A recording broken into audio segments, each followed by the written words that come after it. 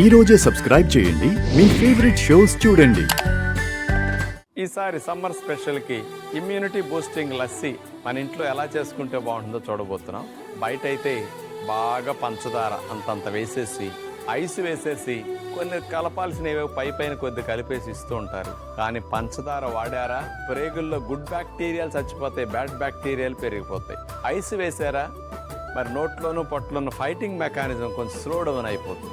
కాబట్టి ఇట్లాంటివి వేయకుండా డైజెస్టివ్ పవర్ని, ఆకలిని పెంచడానికి, అరుగుదలను పెంచడానికి ఉపయోగపడే అల్లాన్ని ఉపయోగించి గ్యాస్ ఉత్పత్తి రాకుండా పొట్ట ప్రేగులను కాస్త హెల్దీగా ఉంచడానికి ఉపయోగపడే సోంపును ఉపయోగించి మరి హెల్దీ లస్సీ కూలింగ్ కోసం ఈ సమ్మర్కి ఎలా చేసుకోవచ్చో చూడబోతున్నాం. ముందుగా ఒక పెద్ద బౌల్ మంచి పెరుగు తీసుకున్నాం.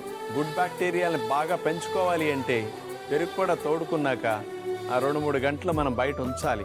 అప్పుడే గుడ్ బ్యాక్టీరియాలు ఇంకా బాగా పెరుగుతాయి. తీపి కొరకు గంజి తీసేసిన పండు ఖర్జూరాన్ని 1 కప్పు తీసుకున్నాం.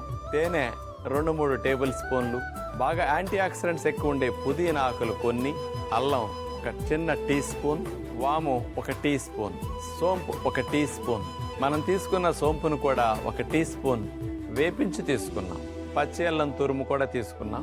ఈ ఆరోగ్యాన్ని, ఇమ్యూనిటీని బూస్ట్ చేసే లస్సీ ఎలా చేసుకోవాలో చూద్దాం. ముందుగా చిన్న రోల్ని కొండ్రాతో చేసిందని తీసుకున్నాం.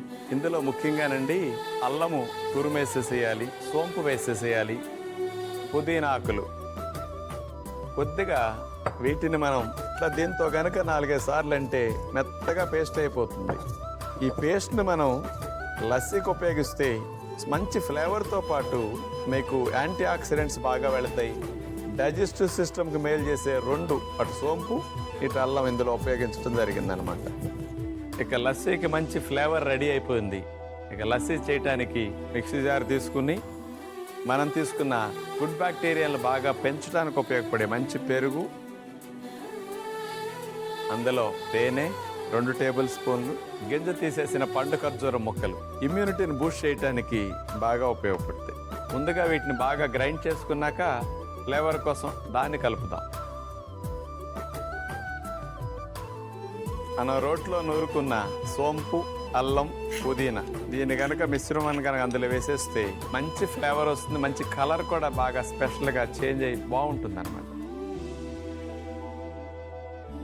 Home made healthy lassi ready అయిపోయింది. బయట అయితే బాగా నురుగుగా పొంగేటట్టు వేస్తారు క్రీములు కానీ ఇవన్నీ కూడా. కానీ ఏ విధమైన హాని లేని వేయకుండా మన ఇంట్లో కూడా ఎలా చేసుకోవచ్చు అనేది మీకు ఇక్కడ చూపించడం జరిగింది. పంచదార వేసారా యాసిడిక్ ఆహారం, అది యాసిడిక్ ఫుడ్స్ అన్ని కూడా మనకి హీట్ని పెంచుతాయి, ఇమ్యూనిటీని డౌన్ చేసేస్తాయి.